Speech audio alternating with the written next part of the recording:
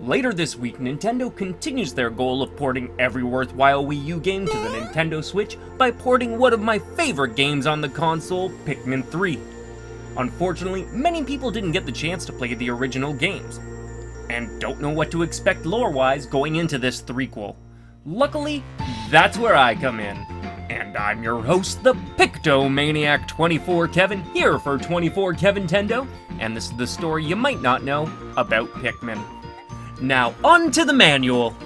My name is Captain Olimar. On my homeworld Havakotate, I'm a well-known navigator of the stars. I use my faithful ship, the Dolphin, to carry small freight and deep space minerals from planet to planet. It's a job of no small importance, and I take it seriously. For a long time, I had been working too hard, a tendency of mine, so I decided to take some time off to recuperate. The night before I left, my wife prepared my favorite soup. The soup is a famous dish on my planet, made with 3 large onions and hundreds of miniature red, yellow, and blue carrots. Once I had my fill of this delicious dinner, I climbed into my warm bed and began to think of the leisurely vacation that would start the next morning. I finally fell into a deep, peaceful sleep. The journey began well, with no set destination in mind. I simply allowed the sleek dolphin to make its own efficient way through the vast reaches of space. A strange feeling came over me. I then felt a premonition that my ship trip would soon become an epic adventure. I dismissed the thought as foolishness from my overactive brain, then switched the dolphin to autopilot and stood up from the control seat to make a hot cup of tea. Just then, a massive jolt shook the dolphin. For a brief moment, my mind reeled with the possibilities of what might have happened. But I had little time to react. I was thrown against the control panel and I blacked out. When I came to, I found that the dolphin had crashed in a strange planet, in a place whose name and location I could not guess. I thanked the laws of chaos that I was at least for a time safe. After some inspection, I noticed the dolphin was so shaken during re-entry that several of her pieces had been jarred loose, probably scattered around the planet. To make matters worse, my spacesuit sensors indicated that the planet atmosphere contained oxygen, an element incredibly deadly to my people. Fortunately, the life support system built into my suit seemed unharmed, but I knew that I had only enough remaining battery power to function for another 30 days. If only I could find the engine, then at least I could fly with this planet's atmosphere to search for the other parts.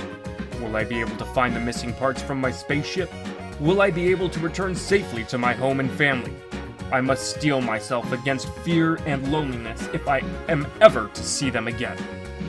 I have decided to record all of my observations and experiences in my journal until I am able to leave this forbidding planet.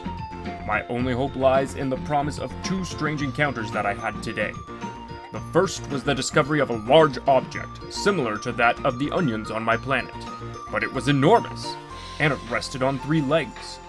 The other was the appearance of a small forlorn, eerily similar in appearance to my planet's miniature carrots. I have decided to name this small life form Pikmin. Well, talk about a bout of unfortunate luck. Olimar proceeds through the strange world and discovers yellow and blue Pikmin as well, each having a special ability, with red being resistant to fire, yellow flying higher and being able to pick up bomb rocks, and blue being able to go underwater. Although he does team up with these pint-sized protagonists, he also encounters many enemies along the way on his mission to collect his 30 spaceship parts. After progressing through the impact site, the Forest of Hope, the Forest Naval, the Distant Spring, and doing battle with multiple bosses that protected parts of the ship. Eventually, he arrives at the final trial and does battle with the Emperor Ballbacks. Upon defeat and returning the secret safe, the ending cutscene plays, and depending on how the player did, it would change the endings. In the normal ending, where players obtain more than 25 but less than 30 pieces of Olimar's ship, Olimar will jump into his ship and attempt to take off, and makes it all the way home as 3 of his Pikmin friends look on.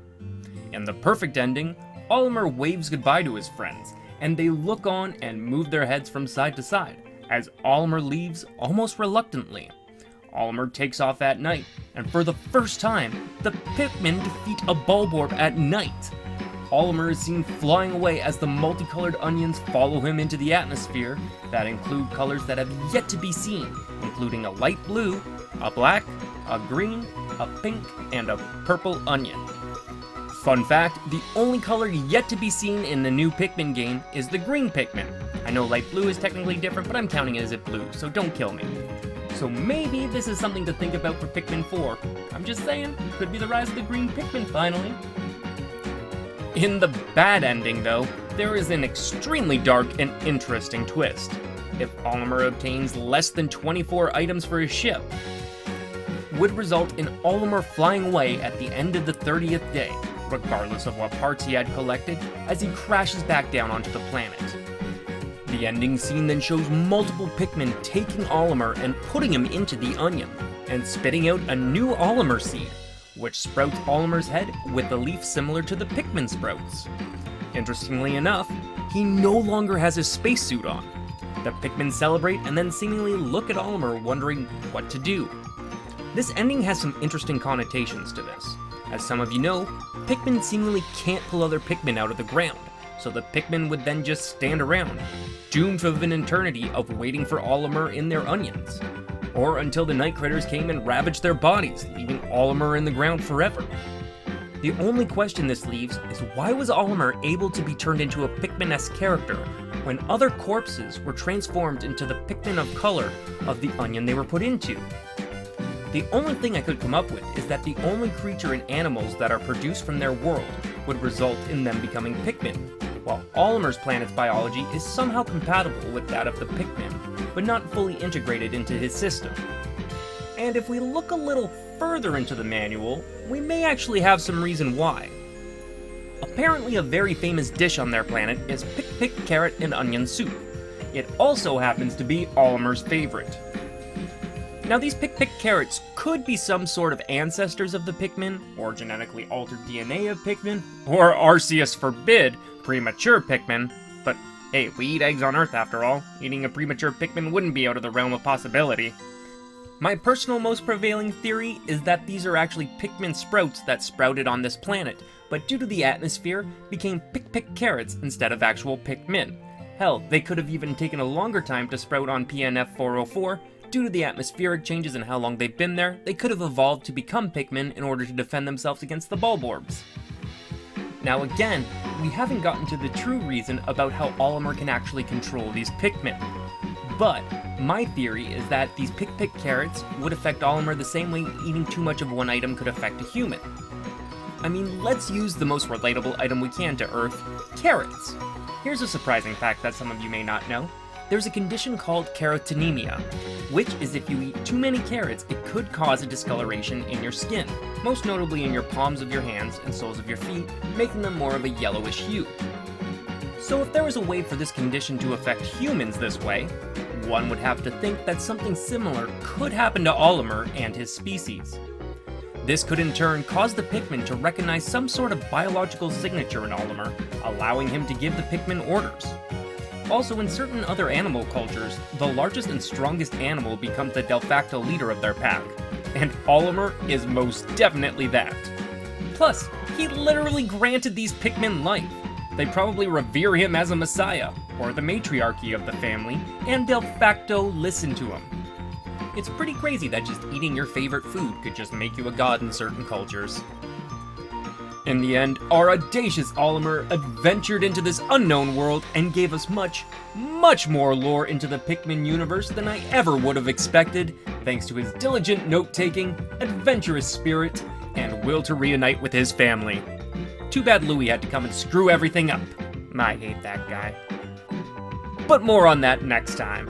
Thank you all for watching. I really hope you all enjoyed this video. The next one actually should be out in the next couple days before Pikmin 3 Deluxe releases. Hopefully I can get it out before then. I'm hoping for Thursday. And I want to know, question for you guys in chat, who's all getting Pikmin 3 Deluxe on Friday? I'm super excited for it. Probably going to be doing some bingo battles on stream.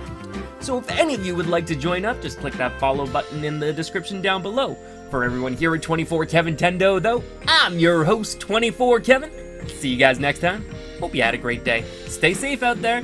Aboard!